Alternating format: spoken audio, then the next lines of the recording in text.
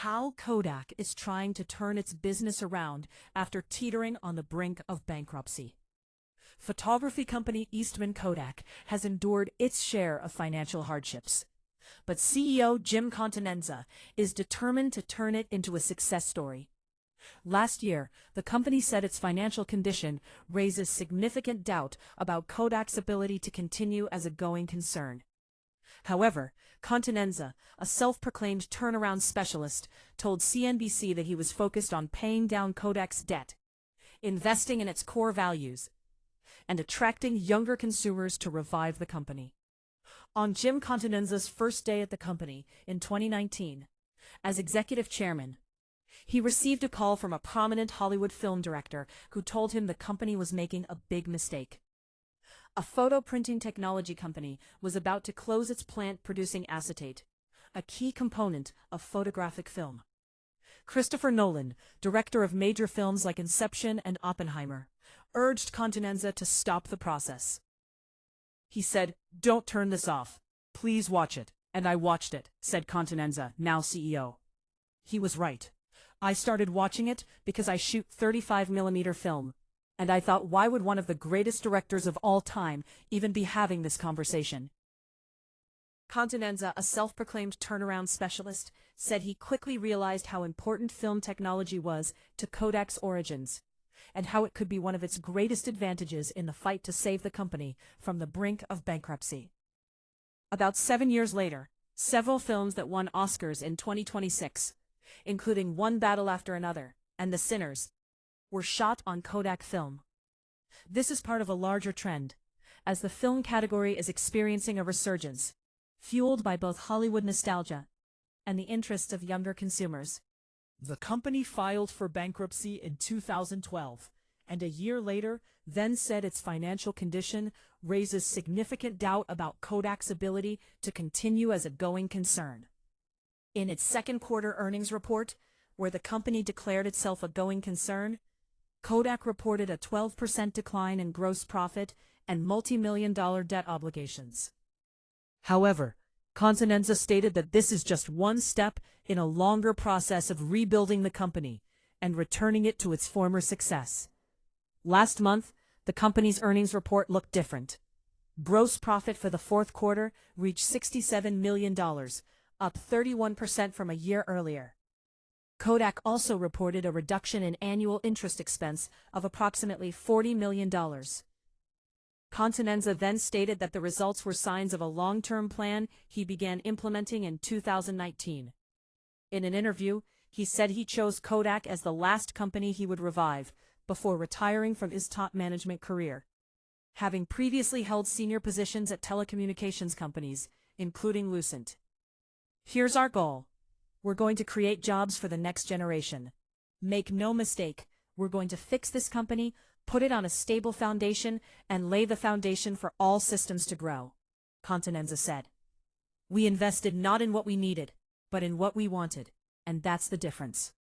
In a rapidly evolving digital society, Kodak is struggling to maintain its position and relevance. In 2012, the company declared bankruptcy after failing to improve its financial position amid the rapid advancement of digital photography, which had revolutionized the industry.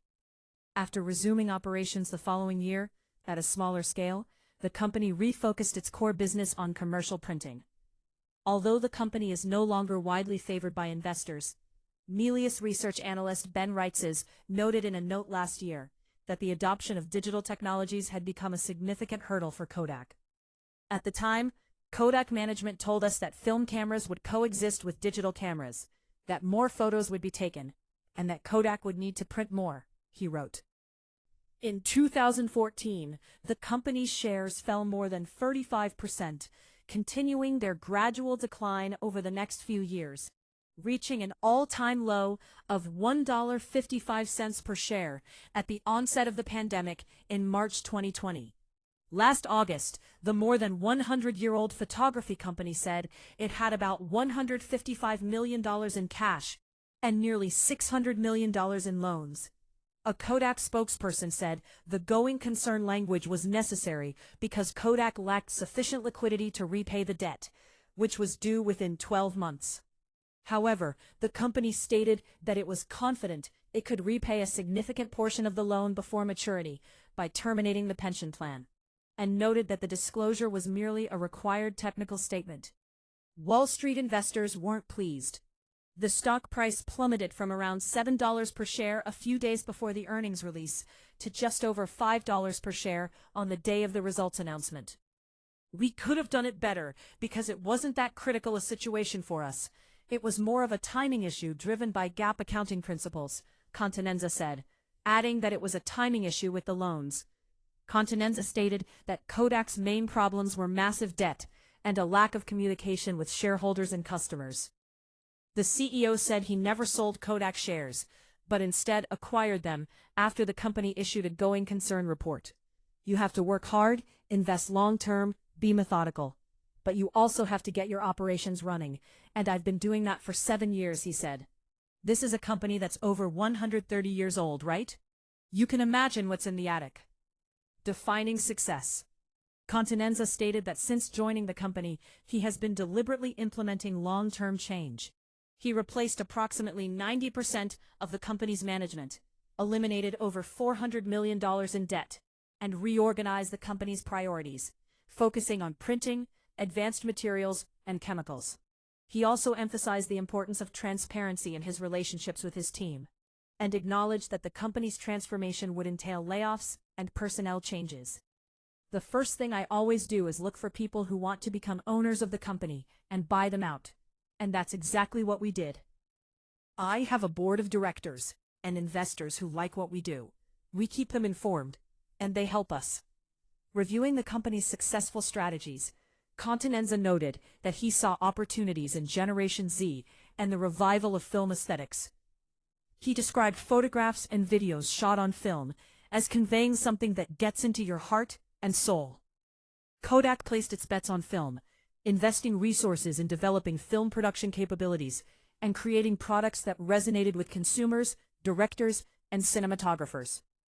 Continenza also stated that he had refinanced the company 3 times and streamlined its balance sheet. "It seems to have worked on Wall Street. Kodak shares have risen nearly 100% over the past year. We're doing our job. The stock price shouldn't skyrocket. It should slowly decline, because that's how we grow," he said. "I don't look at our stock price. I don't care. I can't say what it is today. I'm a long-term investor." Continenza said that for him, success will mean continuing to improve Kodak's financial position and ensuring that it has a solid succession plan for continued growth. Although the company is over 100 years old, he said he prefers to view Kodak as a startup, where all debt is paid off, the brand is well loved, and only Kodak itself can mess things up at this stage. "We don't need to be a $5 billion, $20 billion, or $80 billion company," Continenza said. "We're a global billion-dollar company, but one of our greatest advantages is brand recognition. And have no doubt, he is loved and appreciated all over the world, and will continue to be so." Stay ahead with Rashid News. Like, share, and subscribe for more breaking news.